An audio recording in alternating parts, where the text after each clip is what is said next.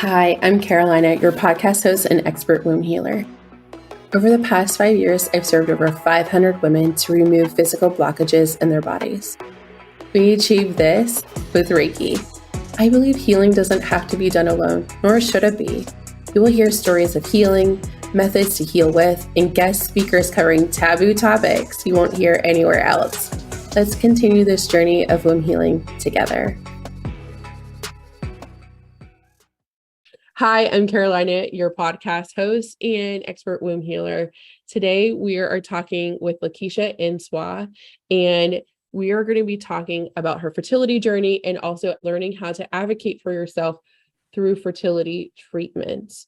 Lakeisha, thank you for being here, and thank you for the honor of sharing your story with us. And I know it's going to impact so many people. Can you give us a little bit of information about you, and let's dive into your fertility story. Sure. Thank you so much for having me. It's an honor to be here and to share this space with you. So I am Lakeisha Inswa. I am a wife. I am the mom of 3 wonderful little girls, one of which who was conceived via IUI. And so that journey for me started about 11 years ago now. My daughter's almost 9, almost 10. But about 6 months or so in, after, trying the old fashioned way, I realized that my body was not cooperating the way that it was supposed to be. My cycle was very irregular. It showed up when it wanted to. And some months, maybe 2-3 months at a time, it would not show up. And so I remember going to the doctor and saying, what's happening? What's going on? And my original OBGYN saying, we're not really sure. You're young. It's going to be okay. So just go home and keep trying. And then after a year, you can go see a fertility specialist. I'm not really one to take no for an answer. And I'm not really patient either. And so that answer was not good enough for me. I knew something was happening just because my cycle wasn't regular. And anyone on this journey knows that you kind of need a regular cycle in order to at least have a fighting chance of getting pregnant. And so I made the appointment to see the fertility specialist and was diagnosed with polycystic ovarian syndrome. Immediately started treatment. And the first round of medication failed. I couldn't even get a follicle. The second round of medication failed. We could not get a follicle. We started the third round of medication, and then they found a polyp in my uterus that they said had to be removed because of how it was shaped and its placement. It would affect implantation. So we canceled that round of medication. I had my surgery, and I remember sitting in the car after getting the news that I needed surgery. I said to my husband, listen, we're going to do this surgery. I'll do one more round of meds. If that doesn't work, I'm going to need a break. I don't know if I can handle this emotionally or physically any longer. And so he said, okay, I had the surgery, started the next round of medication. And we were actually able to get a good follicle. And I actually went through up to insemination, and my daughter was conceived on that round. Yes. And so while it sounds like, yes, so it sounds like, oh, yay, third time's the charm. There were a lot of big key differences in that third round of medication, not just the fact that we had the surgery and removed the polyp and all of those things. But in that moment where I realized that I didn't know how much longer I could continue on this journey emotionally, I made the decision that I was going to do everything in my power to give us the best chance of success. And so for me, that meant cleaning up my diet because it was terrible. It meant exercising regularly just to make sure that I was, strong enough to actually carry a baby to term. That meant getting my mental health together, making sure I was sleeping, making sure I was just generally in a good state of health. And I think all of those things and being in constant conversation with my doctor about what was going on is what really got us to the result that we had. I think that's so powerful. A couple of things stand out for me. One is that you have a natural, tenacious nature about you. I love that. I guess I can identify with that very, very much. Like well, if I don't have the answer, well, we're going to do as best as we can to get as close for it, as close to the target as possible. But the thing is there's a key thing in under all of that it's very simple, that a lot of people seem to not necessarily understand, is that when I'm working with a client or in the membership, so what does your fertility plan look like? Mm-hmm. And they kind of come back and you're like, what do you mean? And I was like, well, you usually have a birth plan. You usually have a fitness plan. What does your fertility plan look like? What are the steps that we're doing to best optimize our fertility and conception? That could be for natural fertility, whatever it is, your empowered, informed choice is for your body with your doctor and with your partner, spouse, or if you're doing it alone, whatever your picture looks like, is that what are the steps that you need to do medically? What are the steps you need to do emotionally, energetically, mentally to optimize your health, to make your body as aligned and open and harmonized, whatever word you want to do, boosted as much as possible to welcome baby. And I always tell everyone, start with the 1%. What is the one thing you can do today? Master that, and then move on to the next phase. A successful plan would never be all of those all at once. Now, there are like the top 1% of top high performers, and that might be you. But for the average person, maybe it's like 1 week we're doing this. And then, okay, so after that feels good and that doesn't seem so like lifestyle changes for them to stick, they have to be done sustainably. So yes, fertility plan really just can really be a lot of things. A fertility plan just might be an IVF plan and talking to your doctor and also having therapy visits or acupuncture or whatever that might be. It might be Chinese medicine and IVF, or it might be date nights with your husband. And like, what is the sustainability plan to make sure that you're working on all the things and the key points that are important for your journey at this time? But that goes down to being attuned with yourself, like being like checking in with yourself, pausing enough to like listen to yourself, and then deciding for you, prioritizing what's important for you. And I think sometimes not what you should do. So in this fertility plan, I don't care what your mom says. I don't even care anything with should. I don't necessarily want to consider. I need to know, like, what do you know that you feel like you need to be doing right now? And then what does your medical provider say that needs to change? Does it mean, like you said, lifestyle, diet, things like that? Most of my clients will say, yeah, diet, or like, yeah, diet would probably be the number one thing. Diet and lifestyle, but lifestyle is kind of broad. So like movement, let's get some movement in there. I had a couple and they loved to salsa dance. And they didn't drink, but they went and they salsa danced a couple nights a week to lose weight and to get fit. And that was their exercise they did together. So everyone is a little bit different, but what is that plan for you? So, and it's an actionable thing that you can actually stick to and feel good about. It's not a restrictive thing. It's meant to be empowering and for you to be like, yeah, I have a plan. So it's meant to be a happy thing. Absolutely. Absolutely. And I think that, part of that is knowing yourself very well. When I say to people, well, you got to get to know yourself. They're like, well, what you mean? I'm me. I know me. And it's like, in theory, yes, you know you, but I don't know that we always take the time to kind of step back and really get to understand how we operate, how we function, what our body is really trying to tell us, not so much just your habits, but really what's going on the inside too, because your body is equipped, it's wired to tell you when it needs something, when something is missing, when it's had too much of something, when to go, when to stop, when to pull back. We just don't always listen. We've gotten really good at tuning those things out. And I think that when you're going into something like fertility treatments that can be so involved, you really got to know what you're starting with. And so I always tell people, get to know yourself. What is it? What is that thing? And like you said, the couple who love salsa dancing, listen, don't tell the person who hates the gym to go to the gym. That plane is dead on arrival, right? find the thing that brings you joy. And so if that's salsa dancing, for me, it was Zumba and kickboxing. Love I'm that. not going to the gym and running on the treadmill for an hour or any of those things.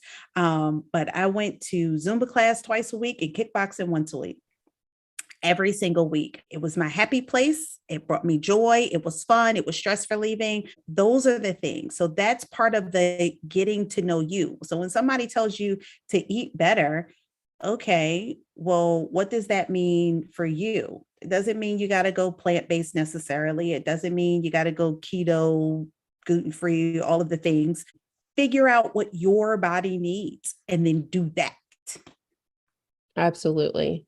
So get to know yourself. I always tell my clients to get to know yourself, you need to date yourself a little bit, because when you go on dates, you pause, you listen, and you're usually very present and attentive.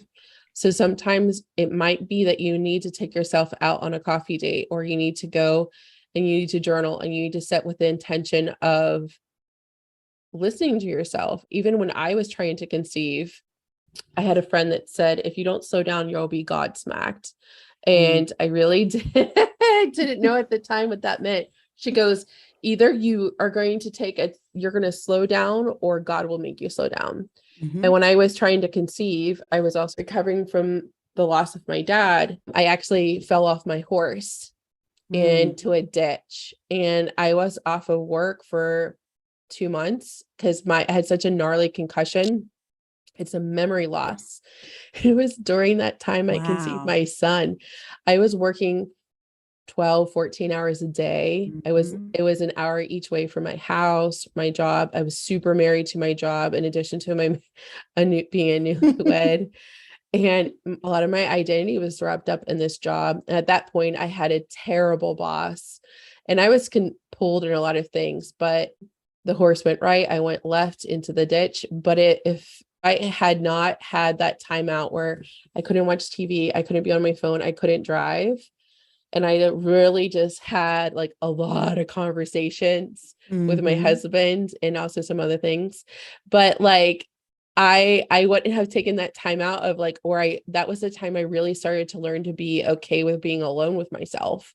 I didn't realize at that time how much I was codependent on other people. I had been forced during that time to learn. It was the start of learning to turn inward.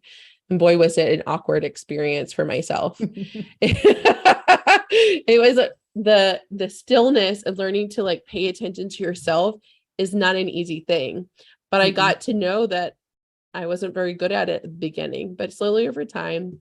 And also I learned that I couldn't control everything, and not everything could come at the rate that I wanted it to. I had to learn to be patient in the things I couldn't control. So for me, I always tell that story, especially when I see someone going a million miles an hour, and I was like, just, it doesn't have to be this way. Let's chat a little bit. Look, maybe we can fix a couple of things so you feel more grounded. So then we can let the flow happen instead of such masculine, forceful energy to, go God's fury down the highway. But I know for sure that was an intervention on the side of the universe.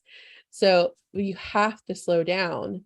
And that means like you have to create space and honor yourself in some capacity to get to know who you are. And who you are now, I guarantee you, may not be who you were a year ago. I'm sure of it.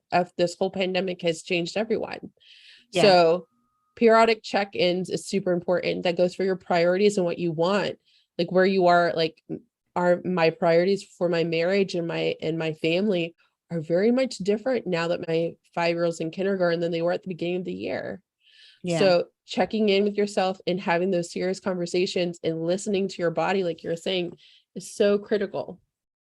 Yeah, it really is. And, it's something that I tell my clients when I'm working with them is to set up a priority matrix. Now, I work with people in helping them to de-stress their life, create better work-life balance. So to your point, those people who are moving 1,000 miles an hour and trying to figure out, well, why am I exhausted and feeling burnt out? Because you're moving 1,000 miles an hour. But for those people, it can be hard to let go and to let things go. And so what I tell them is, let's create a priority matrix. So let's look at the things that you absolutely must do, that no one but you can do. And then look at the things that you don't necessarily have to do, but they bring you joy. And then what are the things that someone else can do and it'll be perfectly fine, but your type A controlling personality just won't allow them. And then what are the things that are so low on a totem pole, they shouldn't even be on your list anyway, because we all have those things. And I think that even when we are going through this journey trying to conceive, so many of us, and thanks to society, have this idea of what that process is supposed to look like, and we're holding on to it. And we can't always get it out of our head. And our inability to get it out of our head is blocking us from taking the necessary steps to get to the desired end result.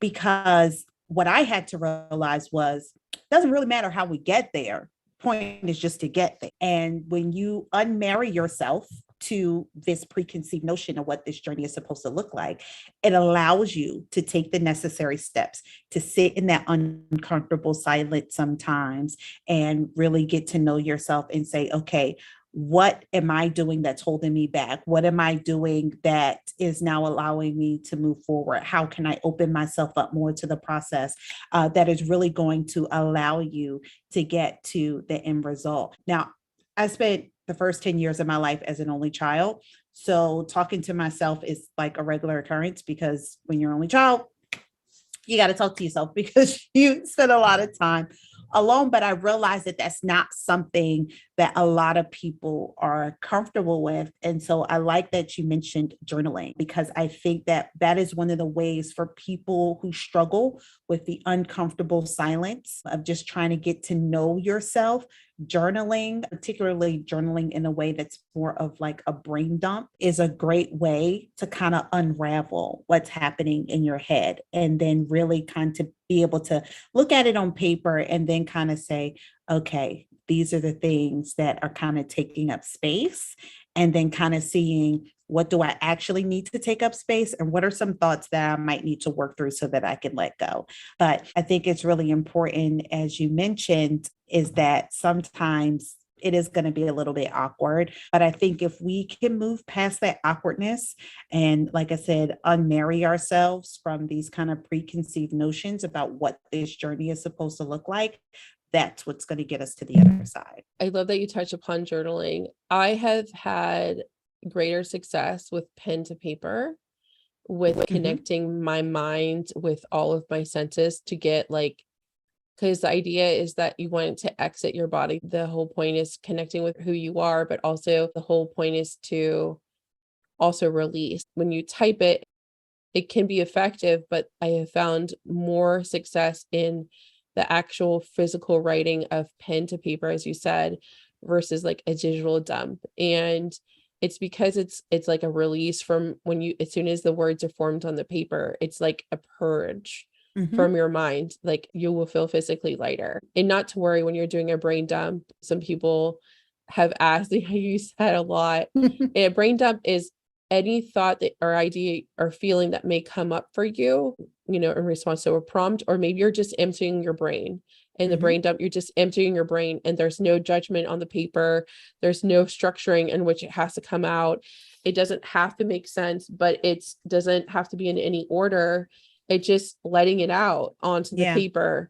And then if there is some kind of objective from there, you go back at a separate seating is usually what I recommend. You just purging in that sitting, and then perhaps maybe after a period of waiting a day or whatever X amount of time, you go back and you review it. And then if there's some action to pick out, is there a pattern? Is there action that I need to take from any of these things? Is there something I can give to my spouse? Is it something I can give to my mom? Or is it anything that can be, like what you were saying about delegating? So, but that should not be done in the same sitting as the brain dump. No, because if you try to analyze your brain dump right after you brain dump, it totally defeats the purpose. You're only going to reclutter your mind. And the point to, like you said, is really just to empty, to just get it out so that it's not taking up that space. And then, I like to let it sit for several days. Like I don't even want to see that for a good while until I feel like now I'm looking to connect dots. And so now I need to go back and read through and kind of see, but definitely That's how I please do even do not my try. social media. I write my scripts on Monday, film on Friday. Yeah, please do not try to analyze on the same day, because you are definitely defeating your own purpose there. So let's dive in. You have 5 great tips for advocating for yourself through the fertility treatments. Let's dive in. What's our first All tip? right.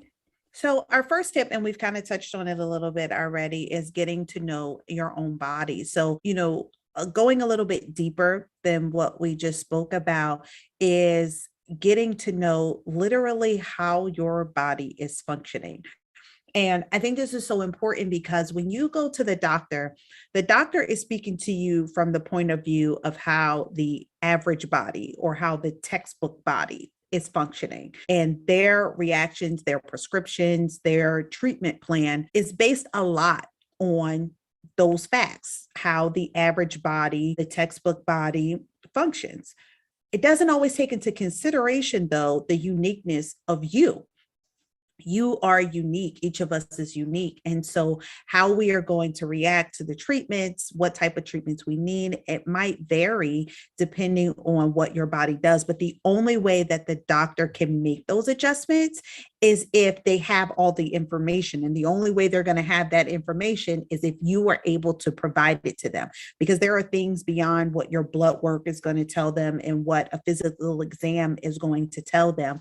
They need to know that, you get your cycle on day 29, every single month, but 4 days later, things go crazy and now you've got heavy bleeding or whatever the case may be. Or, it only shows up very light at day 35. It's there for like 2 days and then it goes away. Whatever those nuances are, for me, it took a long time before I realized that gluten is not my friend, much to my dismay, because I love bread, but it causes a lot of inflammation and things in my body. And so those are things that I need to be able to communicate with my doctor and say, hey, I've got this inflammation thing going on. Do we need to make adjustments based on this? What is happening? Things like you need to be able to take that information to your doctor, but that means that you have to really be paying attention to what your body does. And so I recommend keeping a sleep journal for at least 2 weeks, a food journal, and a movement journal for 2 weeks. Very non-judgmental. And this is very important because we don't want to add extra stress to you. So this is in a very non-judgmental format, but literally just saying, okay, I went to bed at 11:30. I woke up at 2 because I had to go to the bathroom, and I went back to sleep, and I woke up at 6 to get my day started. End of story. Not why, not saying, oh man, I need to go. None of those things, just very matter of factly writing these things down. And then trying to connect the dots with the other things that are happening, but just again, writing them down. So I noticed on Tuesday that my back was hurting. Not really exactly sure why, didn't really hurt anything. It came, it went, that was it. Oh, I noticed on Friday that I was having some digestive issues. Not sure it was anything I ate, but it came, it went, it's fine. Took some antacids, everything went away. What you'll be able to do at that point at a later date again is to go back and say, well, this is what I ate Monday, Tuesday, and Wednesday. And then I noticed on Thursday that this is where my issue was lying. And so where is the correlation? And even if you don't do that for yourself, this is all information that you can give to your doctor. And when they say, so what's been going on with you? A lot of us give them a basic answer and say, well, we've been trying to get pregnant for X amount of times and nothing is working. And so we're really not sure what's happening. You can go in and say, well, doc, this is what my life has looked like over the last 2-3 months, weeks, whatever the case may be. These are all of the things that I've noticed have been happening with me over the course of time. So what do you think? And now they can really make an informed decision, an informed diagnosis or treatment plan, because they have as much of the puzzle as they possibly can. Because they get 15 minutes with you. Right. And it's like, you see somebody's TikTok, you're getting like 8 seconds, 30 seconds of their life. You don't get and that's an edited version. Pretty much. Right. Also, you can edit anything you want to filter to tell them. You can make sure it looks like perfectly squeaky clean, but really anything could be going on. So I think I've never heard it put that way. In advocating for yourself, we always talk about your inner voice, confidence. What are some of the hard conversations if the doctor is short? But arming yourself with actual factual evidence of this is my current state of my life for an X amount of period. That's probably the most accurate thing I've ever heard of this is how we're going to get success. Because maybe somewhere in there, you're eating foods that actually could be producing or causing your hormones to be lowered or something like that. Or if you're inflamed, then how is that affecting your pelvic region or your uterus? So if you're inflamed, how does that affect your hormones? Right. So that is gold for the people in the back. Chart this stuff, start doing your journals, replay that, rewind it, and listen to Lakeisha. So when you go to your doctor's appointments, get to know your body, but go with the information that she's saying. Do the journals. That is gold. So that also is also that kind of leads into number 2 too, right? Yeah. So, and that's the other beauty about it. So not only are you going into your doctor's appointment armed with as much information as you can provide the doctor, but now you have a concrete look at your life. Because I think what happens sometimes is we kind of go through things out of habit. And so we are used to not sleeping well. We are used to the eating on the go or whatever it is that we're eating or not eating. We're so used to doing those things and operating that way that we don't always pay attention to it. And so my second tip is doing your own work. And so once we've kind of charted all of this information out and we're looking at it and we're seeing it and we're saying, okay, this is the current state of my life.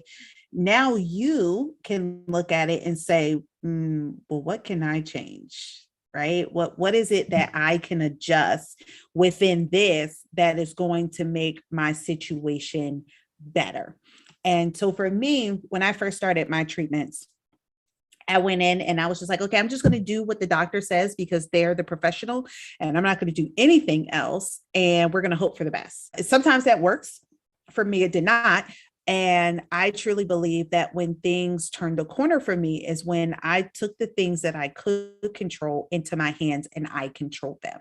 And so I said, I know that I need to eat a balanced diet. It doesn't look like I'm getting enough vegetables in here. How can I do this in a way that's sustainable for me? Because I'm not eating a salad every day. I'm not that person. So what can I do so that I can get more vegetables into my diet? Well, for me, that looks like having green smoothies. For you, that might look like something else. Whatever that is, do that. Again, with movement, we know how bad a sedentary lifestyle is for us in general, just for basic health, but I'm not a gym person. I don't like to run. My husband is a runner. He played soccer for most of his life. And so he is a runner until he'll be like, oh, I'm gonna go for a run. And he'll get up and he'll go run 3-4 miles. That is fantastic. I can't do it. I also don't like the gym, but what can I do? Well, I love Zumba. I love kickboxing class.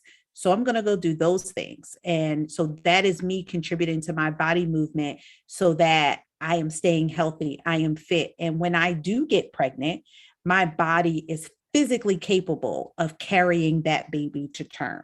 Because that's important too, right? We're like, oh, we got to conceive, we got to conceive, we got to conceive. Well, once you conceive, we got to get the baby to the finish line too.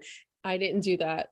And the doula scared the crap out of me. She's like, well, it's a marathon. You should be able to, like, you're going to need to walk like 5 miles, while you're like, if you're going to give birth, you should be able to, walk forever. And I don't know exactly. I just remember her scaring the crap out of me. I'd be like, dude, I'm like 200 pounds and I lost 40 pounds of pregnancy and I'm getting it back. I'm barely surviving over here. So that's exactly so important. You need to be strong enough to carry the baby full term. There's consequences. And I know I lived that if you're not. Right. So painful if you're not. Right. Right. And then you're laboring, right? So, we hear those stories of people who are like, oh, well, I felt a little back pain and I went to the hospital and 2 hours later out popped this baby and it was great. I pushed for a long time. With my oldest daughter, I was in labor for 12 hours. And I know people who spent, 16, 18 hours in labor. 23. That's a long time. And ended up in a C-section. That's a long time. Yes. So your body has to be physically capable of carrying. It broke in the process. Of carrying for that 36, 40 weeks. And then on top of that, birthing that child in whatever manner that child has to come out. And so you've gotta make sure that your body is physical. 9 pounds, 3 ounces. That was a tough one. Yes. So know your body, and there's still time. So if you think it's still too late, consult your doctor. And perhaps there's still so if you're not pregnant, especially if you're pregnant, you need to talk to your doctor before. If you've never exercised, you must always consult your doctor before you start exercise, especially if you're pregnant. Yes. If you're not pregnant, talk to your fertility specialist, talk to your OBGYN, talk to your regular GP and see general practitioner and say, okay, I want to start exercising. You'll discuss it and have the evaluations or proper discussions regarding it, but it's never too late to start. Never, ever. Even if they tell I ordered a walking pad to go underneath my desk because all of the women on the TikTok are saying, all the girlies, all the sissies are saying that they're getting their 10,000 steps in a day. And I'm like, I need to be on that train. So and I'm getting an Apple Watch to help me count my steps because I want to be in the 10,000 club. I'm not sure that I actually get 10,000 steps a day, although I have 2 4-year-olds. So I feel like that should count for something. It counts for a lot. You have 2 running after those 2.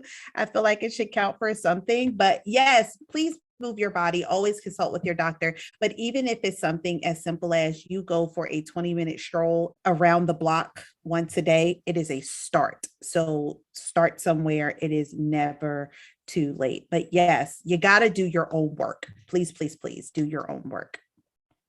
And number 3, build your support system. And I cannot stress this one enough, both from personal experience in my own journey and then being part of the support system for some of the people that I love on their journey. So on my own journey, I have a fantastic family who I love dearly, and we are very close-knit. However, none of them had ever been through this before. And while that is not a prerequisite for your support system, what is people who can hold space for you non-judgmentally and lift you up and help you get to where you need to be. I was not comfortable, and you need to feel comfortable with these people. That's really, really important. Feeling comfortable sharing with these people. So for me, I was not comfortable sharing with my existing support system about what I was experiencing on my journey. The result of that, though, was that I was holding everything in, quietly dying inside some days, lots of breakdowns in the room by myself because I did not feel like I had the safe outlet to express those feelings. Now I get to be part of that support for some people that I love dearly. And it brings me great joy to know that I can sit and listen and let them cry and let them vent and let them talk and just sit and say, okay, so what is it that we need to do today? What is it that you need today? And to get them to their finish line. I think that's so important. So if you're like, well, no one around me can really serve in that capacity, that's fine. Therapist is a fantastic place to start.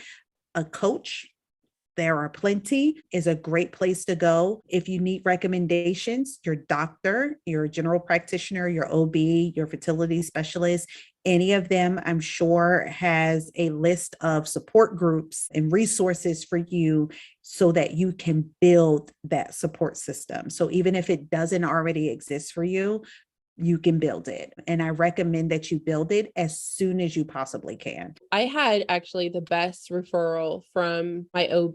And what I loved about that connection was they actually worked together. So it wasn't like through my postpartum, she was able to report back. They collaborated on my case, and it looped in my primary care doctor effortlessly with my case management so that I could have when I was in my postpartum, so that it was a cohesive effort. Because my general was prescribing my medications, and then I was seeing all three. So it was a good mix.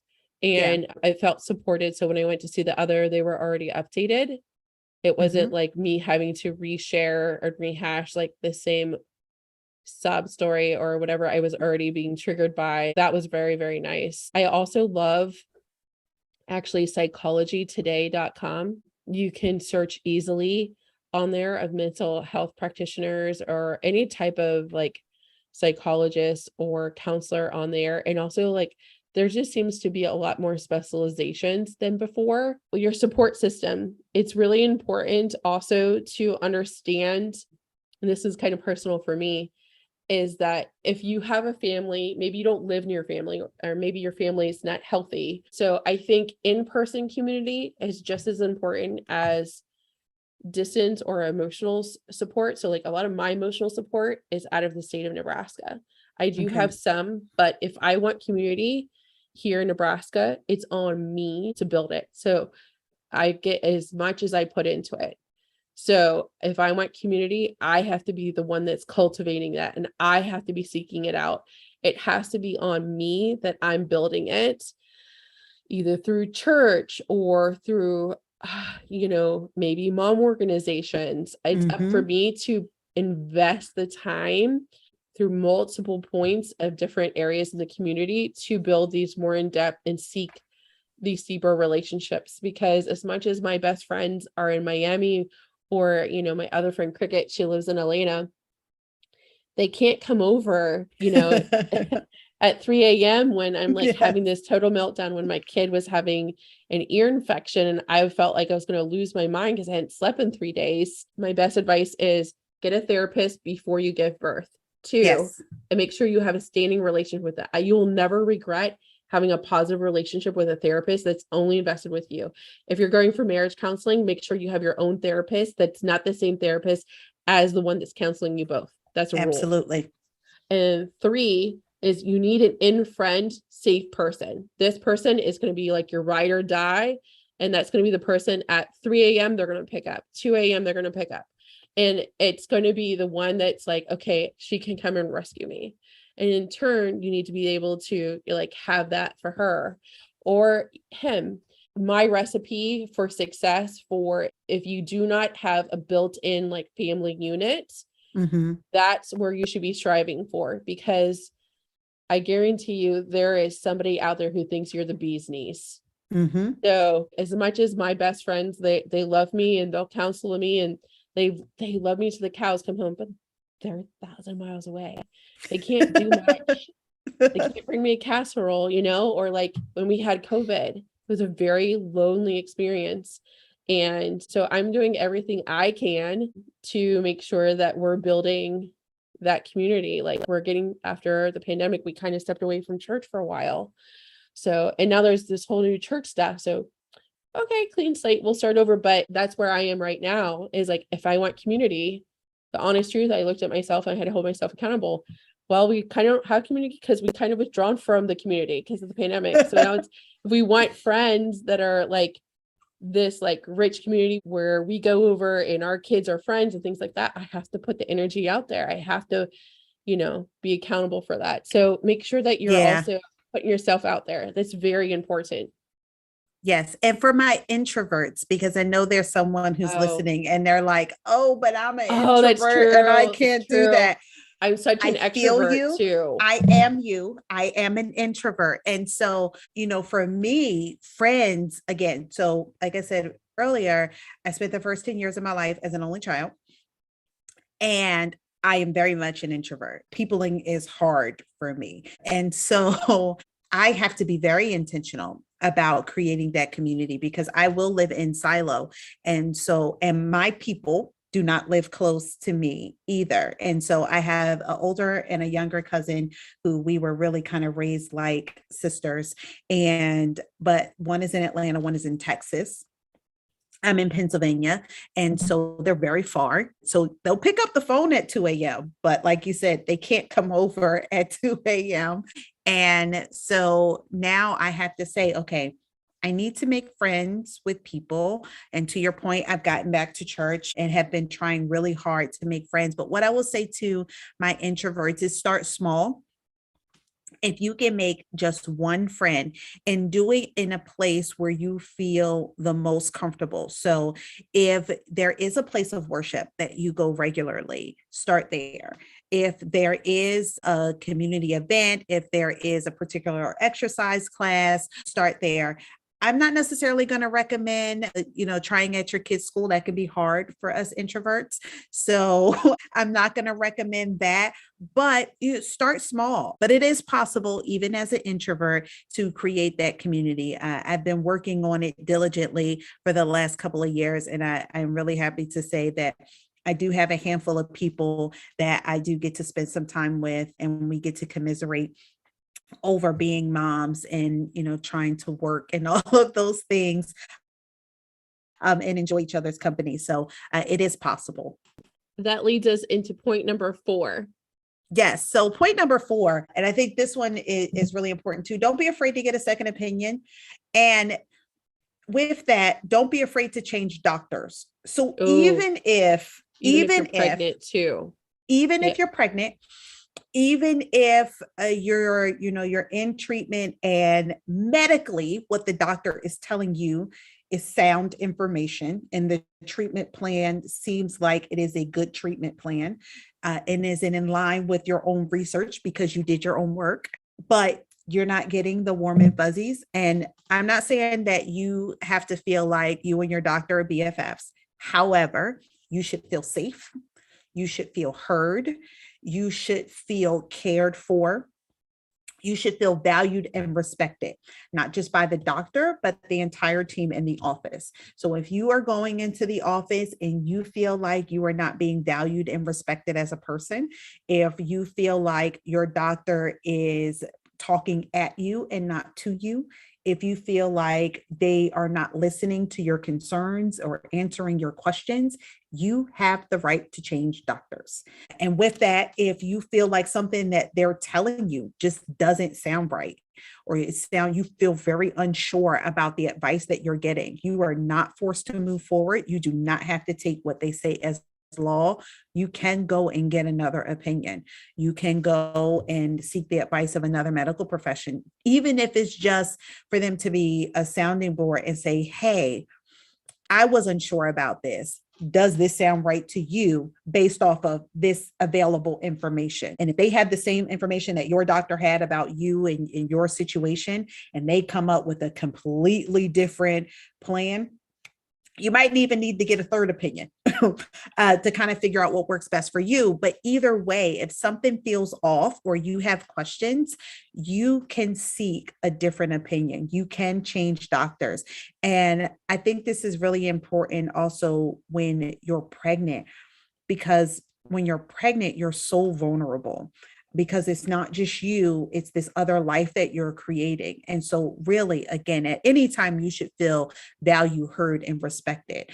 But if you do not feel safe as a pregnant woman, and with your doctor. If you do not feel that that doctor has your best interest and your child's best interest at heart, please get a new doctor. It is okay. No one is going to judge you for it. And if they do, they're not the person for you. But it is okay to get a new doctor. Even midwife. I switch Yes. midwives, doulas. I have strong opinions. Yeah, doulas, especially doulas, because they are your coach, advocate, support through it all, and usually for a longer time period, because you're usually talking to them more than you're talking with probably your doctor. So yeah, don't be afraid to switch. One thing that I hear often is guilt. If there's any guilt tripping or any shaming, Yes. you may not be aware of that initially in the actual moment that it's occurring. And you may not identify or initially so if emotional security or emotional safety is a new term for you, but if you feel slightly icky or uncomfortable after a treatment or after an appointment, then that is also a moment for you to reevaluate, maybe. So you should always have these are my top 3 picks for providers from my area, or just go. A great way to find another referral is actually those local mom groups on Facebook. I always say, there's usually one really good one in the area. But those mom groups are a source of, you say you have a problem, say, hey, I had this bad experience. Don't leave the doctor's name out. I'm looking for this type of medical provider that's going to provide me this kind of support. I bet you there will be plenty of good-hearted women that will reply or give recommendations of in your area. So no. And to your point, I want to add to your point, you said if you feel any way icky, if you leave your doctor's appointment and you in some way feel bad about yourself or your situation, and not so much in a way of, this is stressful and, we're going through a lot, because that's normal through this journey. But if you feel bad in a way of, as in you did something wrong, or there is something inherently wrong with you, if you leave your doctor's appointment feeling that way, either while you're trying to conceive or while you're pregnant, that should serve as a red flag that you need to get a new medical provider as well. Because never at any point should your medical provider make you feel guilt or shame about yourself or about your situation. I don't care what's happening. Never should you leave their office feeling guilt or shame about what's happening or your situation. So that could be another red flag that you need to get a new medical provider. I agree 100%. And that also, that brings me to another point. That includes also for anything physical, that also includes them asking you unnecessary questions. Yes. About your sexual activity, about your weight, about your race, anything like that is a no. So make sure that you're checking in with you, and also don't be afraid to make a complaint. The more awareness of what those kind of comments are the better, because too long have people been silent about biases and about comments. And I'm a plus size woman, and I have been treated better by females than some of the comments that the male OBGYNs have made to me about my weight. But the women providers, they didn't make anything, but every male OBGYN I've ever had here in Omaha has made a single comment about my weight, and it wasn't even part of the conversation. So I definitely be mindful of what is being said and how it's being said. So, and number 5. So write your questions down, and for 2 reasons. One, you don't always get a lot of time in the office with your provider to ask all of your questions. So writing them down can give you the opportunity to make sure nothing is missed. So even if it's something that you can't go over while you're in the office during the appointment, you can say to the doctor, okay, well, here are my additional questions. can you answer these for me? Most offices these days have some type of patient portal or messaging system where they send information back between the provider and the patient and things like that, or even just an email where, you can still get those questions answered and nothing gets missed. Two, and this happens a lot, particularly if you're not feeling the warm and fuzzies from your doctor, or just doctors in general make you nervous. You might forget things. You might be afraid to ask certain questions. So again, writing them down and and you can hand them to your provider at the beginning of an appointment and say, these are the questions that I have. And then at that point, they can make sure that while they are with you, they can run down the list and they can answer those questions without you having to actually voice them and ask them, if that is what makes you more comfortable. And three, and this is one that I follow now, even with my general practitioner. Sometimes I will send them my questions in the patient portal because I want their response back in writing, just in case there is some type of debate later on about the advice that you gave me. I have it in writing. So particularly for those tougher conversations, those things where you might need to push back a little bit, those things where you're really questioning what's happening, those questions, write them down and send them. I highly recommend, not in regular email, in your patient portal if it exists. Send those messages to your doctor. One, it is documented, timestamped. They can't say you didn't send it. Two, if they respond to you, their response is in writing. You have that documentation. So if something isn't right, if something goes wrong, you have all of that information. And even if you have a good doctor, having it in writing allows you to go back and refer back to it later. It's not something that you have to remember, particularly when you're going through fertility treatments. You are bombarded with a ton of information, and it can sometimes be hard to keep track of everything. So having the answers to your questions written down in a place that you can go back and refer to later is always helpful. So make sure you write your questions down. And again, I do it now with my general practitioner.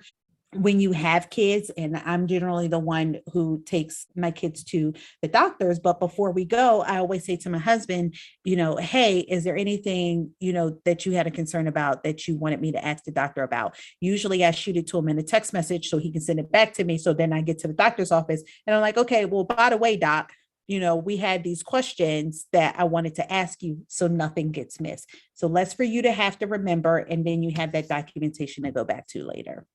Mind blown right now, in the words of my 5-year-old. No, but that is so wise. Every doctor that I have, except for one, I was like trying to think, yep. All of them, including the dentist, has a portal. Mm-hmm. And just in case anyone doesn't know, I used to work in pharmaceutical manufacturing. So all of those portals have strict regulation regarding it's timestamped. They're also heavily protected. So it's not something like that can just be deleted and it's gone forever. No, those things are backed up, triple, they're super regulated. What can and cannot happen. It's just not going to disappear because they call them repositories. So it's more than just a database and a communication portal. There is so much other things that are going on in there, but they're highly monitored too. So it's not going to just disappear. If you ever think that it might go away or something like that, it's highly unlikely. Yeah, so it can't go away. Your privacy is protected under federal law. The federal government requires it to be held for a certain amount of time, particularly if you're an active patient. And so there are lots and lots and lots of rules. And to that point, the doctors don't want to break those rules because those rules affect how they get paid. And so if you're concerned about those things, rest assured that they have to follow those rules because it affects how they get paid. So your information will be there. Those timestamps, that retention, all of those things are required. It's funny you said that. I used to work in pharmaceutical manufacturing as well. And so the government does not play about those rules. And so you never have to worry. Yes. Oh, yes. Record retention. Yes. I used to be best friends with Iron Mountain.